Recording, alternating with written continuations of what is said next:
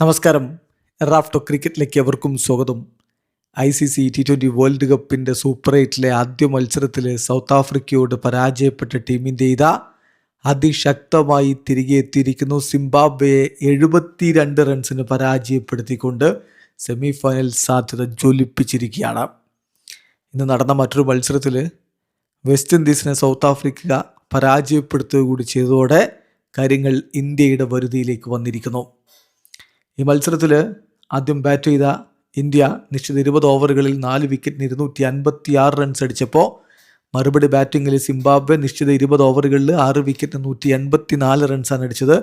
അവരുടെ opener Brian ബെന്നറ്റിൻ്റെ പ്രകടനം എടുത്തു പറയണം. ഈ ടൂർണമെൻറ്റിലുടനീളം കിടിലൻ പ്രകടനമാണ് യുവതാരം നടത്തിയത്.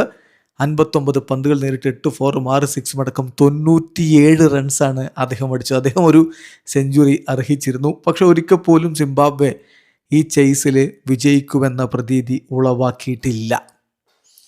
ഏതായാലും കളിയിൽ ടോസ് നഷ്ടപ്പെട്ട ഇന്ത്യ ആദ്യം ബാറ്റ് ചെയ്യാൻ നിർബന്ധിതരായി. മികച്ച രൂപത്തിൽ അത് ഉപയോഗപ്പെടുത്തുകയും ചെയ്തു. സഞ്ജു സാംസണും അഭിഷേക് ശർമ്മയും ചേർന്നുള്ള ഓപ്പണിംഗ് കൂട്ടുകെട്ട് തട്ടുപൊളിപ്പൻ രീതിയിൽ തന്നെയാണ് തുടങ്ങിയത്. പക്ഷെ മികച്ച തുടക്കം കിട്ടിയിട്ടും സഞ്ജു സാംസണിന് അതൊരു ബിഗ് സ്കോറാക്കി മാറ്റാൻ കഴിഞ്ഞില്ല. ബ്ലസിംഗ് മുസറബാനിയുടെ പന്തിൽ റയാൻ ബേൾ പിടിച്ച് പുറത്താകുമ്പോൾ 15 പന്തിൽ നിന്ന് 1 ഫോറും 2 സിക്സും അടക്കം അദ്ദേഹം 24 റൺസ് അടിച്ചിരുന്നു. ഈ T20 വേൾഡ് കപ്പിലെ ഇന്ത്യയുടെ ഏറ്റവും മികച്ച ഓപ്പണിംഗ് കൂട്ടുകെട്ടാണിത്. 48 റൺസ് സ്കോർ ബോർഡിലായതിനു ശേഷമാണ് സഞ്ജു മടങ്ങുന്നത്. 4ാമത്തെ ഓവറിലാണ് അദ്ദേഹം മടങ്ങിപ്പോയത്. അഭിഷേക് ശർമ്മ ടൂർണമെൻറ്റിലെ തൻ്റെ ആദ്യത്തെ അർദ്ധ സെഞ്ചുറി നേടി. 30 പന്തുകൾ നേരിട്ട താരം 4 ഫോറും 4 സിക്സും അടക്കം 55 റൺസാണ് അടിച്ചത്. ഇഷാൻ കിഷൻ തൻ്റെ മികവ് തുടരുന്നു.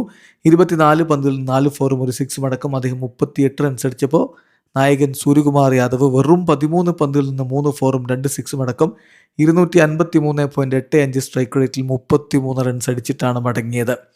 ഹാർദിക് പാണ്ഡ്യ 23 പന്തുകളിൽ നിന്ന് 2 ഫോറും 4 സിക്സും അടക്കം 50 റൺസ് അടിച്ചു.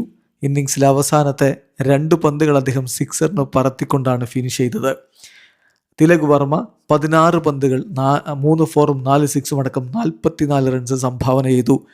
അദ്ദേഹം പലപ്പോഴും പതിയെ കളിക്കുന്നു എന്നുള്ള വിമർശനങ്ങളൊക്കെ ഉണ്ടായിരുന്നു. അതിനെയൊക്കെ മറികടക്കുന്ന തരത്തിലുള്ള സൂപ്പർ ഇന്നിങ്സാണ് താരം കളിച്ചത്. അങ്ങനെ 256 ഒരു പടുകൂറ്റൻ റൺ മല തന്നെ ഇന്ത്യ സിംബാബ്വെക്ക് മുന്നിലേക്ക് വെച്ചതോടുകൂടി മത്സരഫലം തീരുമാനമായതാണ്.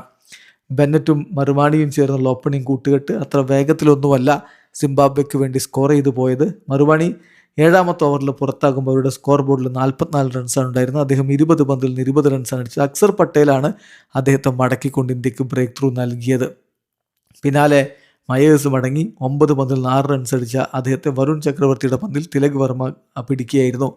സിക്കന്ദർ റസയാണ് പിന്നെ ബെന്നറ്റിനൊപ്പം എത്തിയത്. അദ്ദേഹം മോശമല്ലാത്ത രൂപത്തിൽ സ്കോറിംഗ് മുന്നോട്ട് കൊണ്ടുപോയി. 72-2 എന്ന നിലയിൽ നിന്ന് 144 സ്കോർ എത്തിച്ചതിന് ശേഷമാണ് സിക്കന്ദർ റസ മടങ്ങിയത്. അർഷ്ദീപ് സിംഗിൻ്റെ പന്തിൽ അഭിഷേക് ശർമ്മ പിടിച്ച് പുറത്താകുമ്പോൾ 21 പന്തിൽ നിന്ന് 31 റൺസാണ് അദ്ദേഹം അടിച്ചത്. പിന്നാലെ ബേളിനെയും അർഷ്ദീപ് സിംഗ് മടക്കി വിട്ടു. LBWയിൽ കുരുക്കിയായിരുന്നു. ഡെക്കായിട്ടാണ് അദ്ദേഹം മടങ്ങിയത്. അതോടുകൂടി സിംബാബ്വെയുടെ ചേസിങ്ങിൽ എന്തെങ്കിലും മോഹങ്ങൾ ഉണ്ടായിരുന്നെങ്കിൽ അതവിടെ തീർന്നിരുന്നു. പിന്നാലെ മുൻയോങ്ങ പുറത്തായി. അദ്ദേഹത്തെ അർഷ്ദീപ് സിംഗ് ബൗൾഡാക്കി വിടുകയായിരുന്നു. സൂപ്പർബായിട്ടുള്ളൊരു പന്തിൽ ഒരു യോർക്കറിൽ മുൻയോങ്ങയെ മടക്കി വിട്ടു. 6 പന്തുകൾ നേരിട്ട താരം 11 റൺസാണ് അടിച്ചിരുന്നത്. പിന്നെ മുസൈക്കീവ 4 പന്തുകൾ നേരിട്ട് 7 റൺസുമായിട്ട് മടങ്ങി. ശിവൻ ദ്യൂബയാണ് വിക്കറ്റ് എടുത്തത്.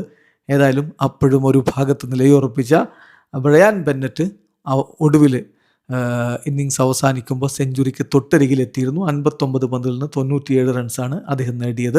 സിംബാബ്വെയുടെ ഇന്നിങ്സ് 6 വിക്കറ്റിന് 184 അവസാനിച്ചതോടെ ഇന്ത്യ 72 റൺസിൻ്റെ തകർപ്പൻ വിജയം സ്വന്തമാക്കിയായിരുന്നു. ഇന്ത്യക്ക് വേണ്ടി അർഷ്ദീപ് 4 ഓവറിൽ 24 റൺസിന് 3 വിക്കറ്റുകൾ വീഴ്ത്തി. വരുൺ ചക്രവർത്തിയും അക്സർ പട്ടേലും ശിവൻ ദ്യൂബയും ഓരോ വിക്കറ്റുകളും വീഴ്ത്തുകയുണ്ടായി. എന്തായാലും ഗംഭീര വിജയം. ഇനി എല്ലാവരും കാത്തിരിക്കുന്നത് വെസ്റ്റ് ഇൻഡീസിനെതിരെയുള്ള ഇന്ത്യയുടെ മത്സരത്തിനായിട്ടാണ്. വീഡിയോ അവസാനിക്കുന്നു. ക്രിക്കറ്റ് ലോകത്തെ കൂടുതൽ വിശേഷങ്ങളുമായി റാഫ്റ്റോക്സ് വീണ്ടും എത്താം.